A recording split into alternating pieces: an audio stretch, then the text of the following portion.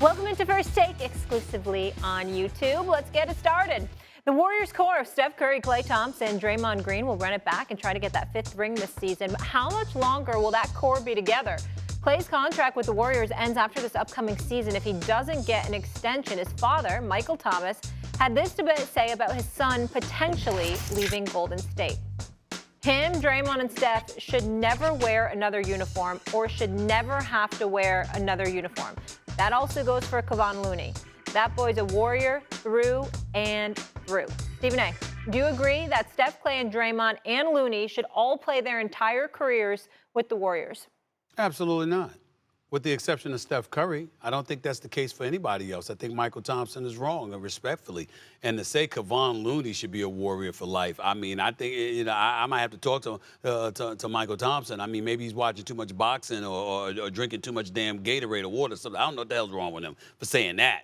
Now, I will say this. They are champions personified. They deserve all the credit in the world, and they should be revered for years and years to come. But to sit up there and say that that should automatically leave them a Warrior for life, I think is ridiculous, personally speaking. I just feel that way.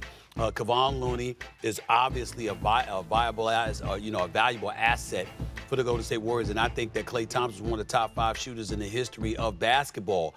But if you're going to tail off precipitously, okay, and you still have Steph Curry playing at a high level, then you've got to alter what you need to alter to position them to win a championship. Now, I happen to believe you keep Klay with Steph because Klay's a sniper, and when you have that kind of shooting ability, you can't teach that.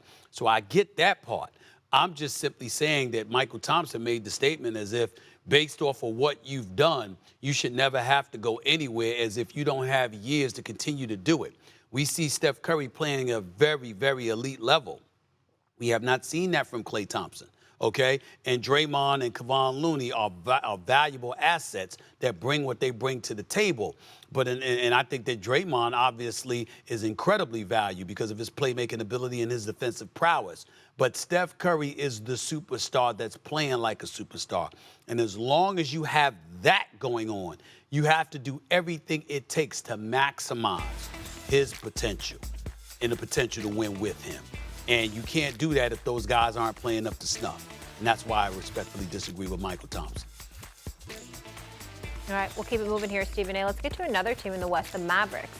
Recently, owner Mark Cuban went on Pat Beverley's podcast and had these interesting comments. Take a listen. A guy scores, 17 points a game.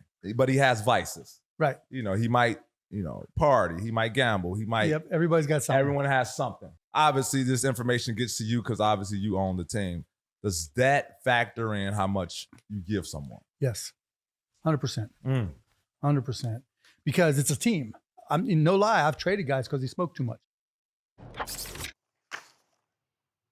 Interesting. Stephen A., what are your thoughts on what Cuban said? Interesting question by Pat Bev. Essentially go ahead. Go ahead. No, go ahead. I mean, what's your question? What are your thoughts on what Cuban said? Listen, here's the deal. Mark Cuban's absolutely right. And I'm just saying this, and I'm just going to say it. Nobody said it, but I'm going to say it.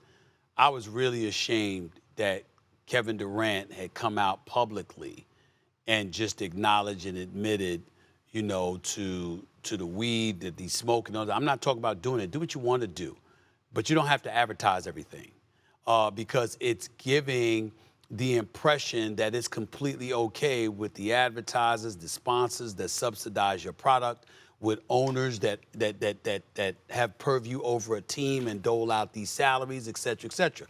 I applaud Mark Cuban for coming out and acknowledging that that plays a role in whether or not you want to keep a dude on.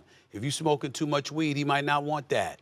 If you're drinking too much, he might not want that. If you've got proclivities for strip clubs and all of this other stuff, that's not what you may want from your resident superstar that you're invested in an inordinate amount of guaranteed dollars in.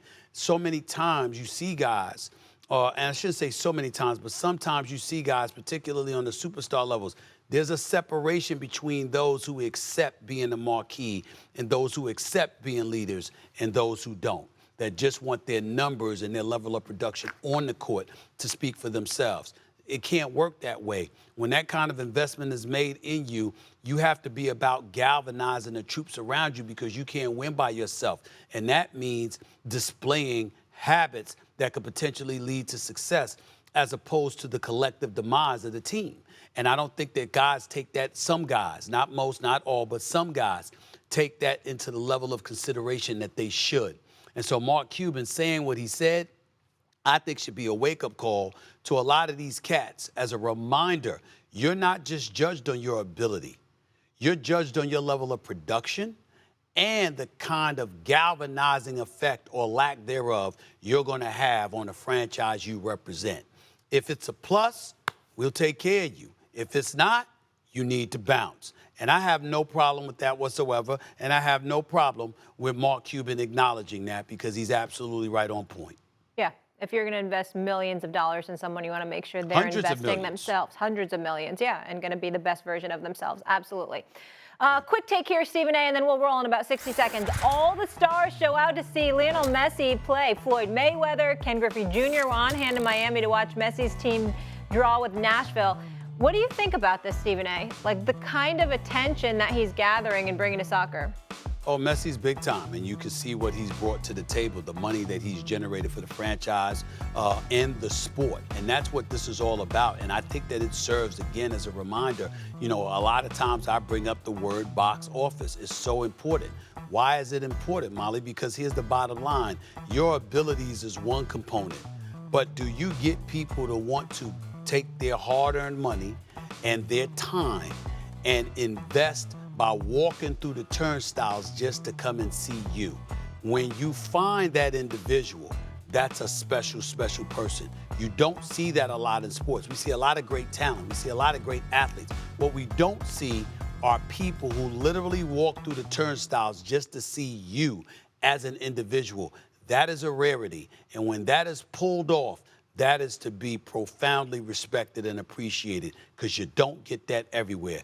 Yeah. Messi is that dude. He is that dude that has brought folks together and has brought the world descending down upon Miami just to watch him play. And he's doing huge things for soccer here. Obviously, we know it's #1 globally, but not here. I want to see Messi.